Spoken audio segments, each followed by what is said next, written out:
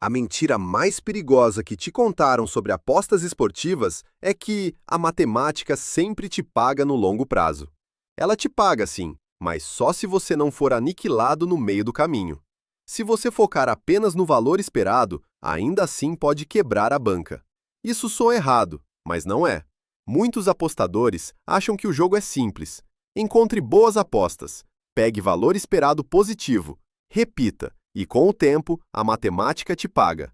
Na teoria, sim. Na prática, existe um problema. Você não é pago na teoria. Você é pago através de uma sequência, e essas sequências podem ser violentas. É aí que entra a variância.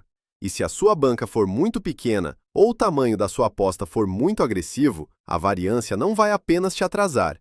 Ela te quebra antes mesmo que a sua vantagem tenha tempo de funcionar. Essa é a parte que os amadores deixam passar. Eles acham que a vantagem, edge, é tudo. Os profissionais sabem que a sobrevivência vem em primeiro lugar, porque uma estratégia matematicamente lucrativa, mas que a sua banca não aguenta, não é uma estratégia lucrativa, é apenas a sua banca quebrando em câmera lenta. Então, neste vídeo, nós vamos destrinchar por que o valor esperado falha quando você ignora a variância, como a quebra de banca realmente acontece na prática, e por que o tanto de dinheiro que você coloca por aposta importa muito mais do que a maioria dos apostadores imagina. Vamos simplificar as coisas. O valor esperado é o que você deveria lucrar, em média, se a mesma aposta pudesse ser repetida várias e várias vezes, exatamente sob as mesmas condições.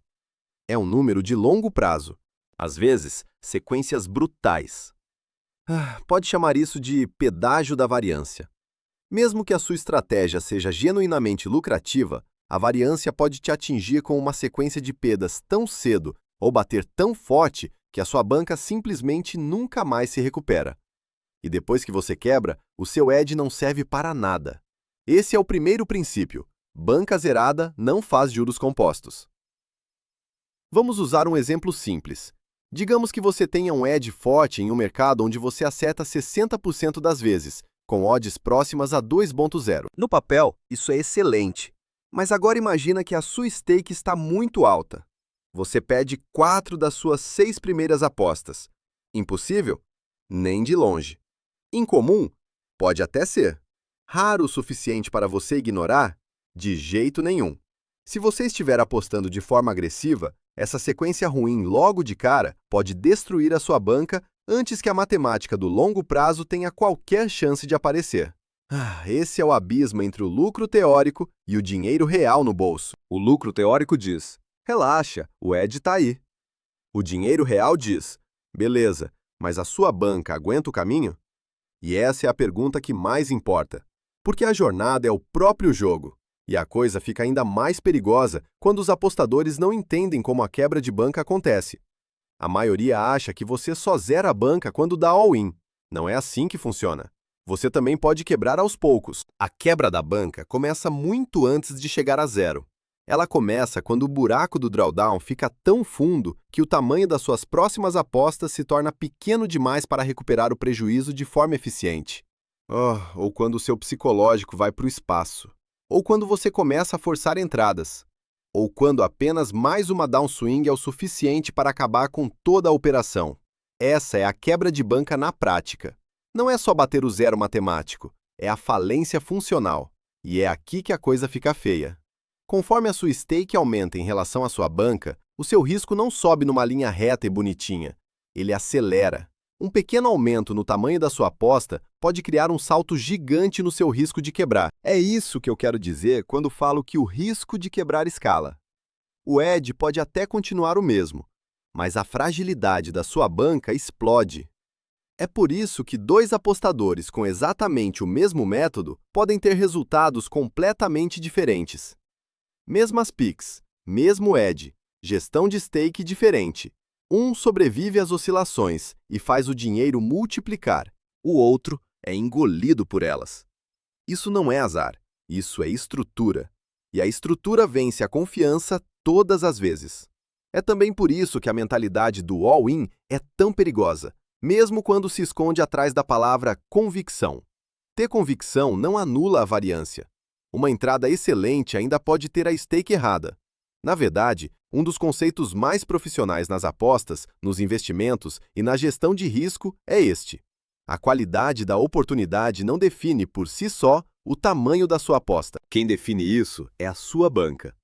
Essa é a verdade difícil de engolir que a maioria das pessoas nunca internaliza. Eles pensam: esse edge é gigante, então eu vou pesar a mão. O profissional pensa: esse edge pode ser real, mas e se as primeiras 5 apostas derem red? Esse é um sistema operacional completamente diferente. Agora vamos falar sobre a Kelly. As pessoas escutam critério de Kelly e acham que é uma arma secreta ou uma aula chata de matemática. Não é nenhuma das duas coisas. A Kelly é só uma estrutura matemática para calcular o tamanho da aposta, de forma a maximizar o crescimento da banca no longo prazo, sem que você caia num nível suicida de apostas altas demais. Em bom português, ela tenta responder a uma única pergunta: quanto da minha banca eu devo investir se eu tenho edge e quero que meu dinheiro cresça? Ideia útil, muito útil. Mas tem um porém: a Kelly cheia, Full Kelly, é muito agressiva. Agressiva demais para a maioria dos apostadores reais. Por quê? Porque a vida real é bagunçada. A sua estimativa de edge pode estar errada.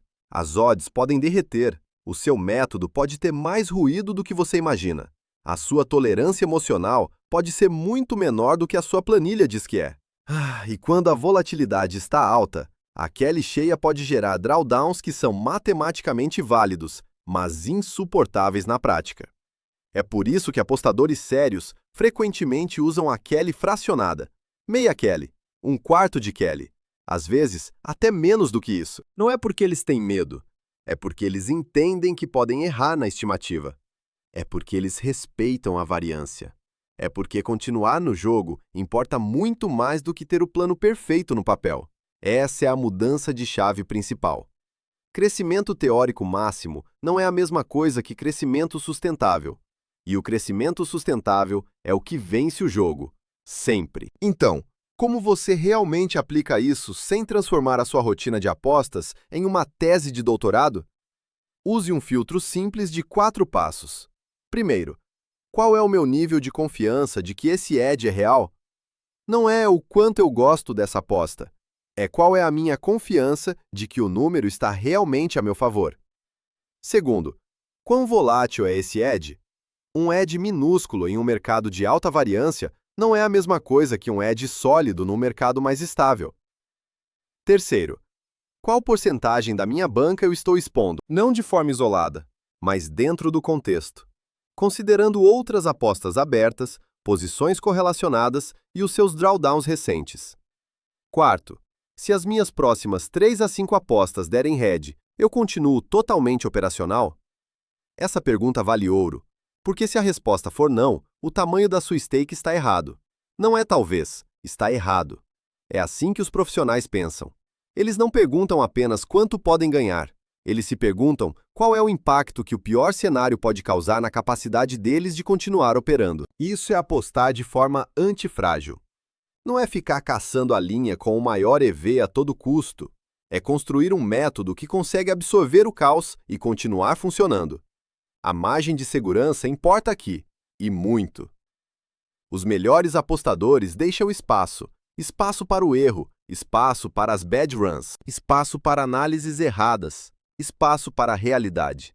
Porque a realidade não está nem aí para o que a sua planilha projetou.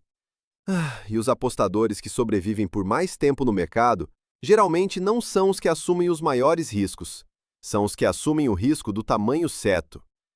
O jogo se resume a isso. Então, se você for gravar uma única coisa deste vídeo, grave isso.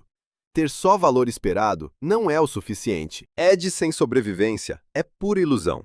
O verdadeiro objetivo não é lucrar o máximo possível na teoria. É crescer num ritmo que a sua banca e o seu psicológico consigam suportar. Amadores correm atrás do lucro. Profissionais protegem a continuidade. E num jogo dominado pela variância, continuar no jogo é tudo.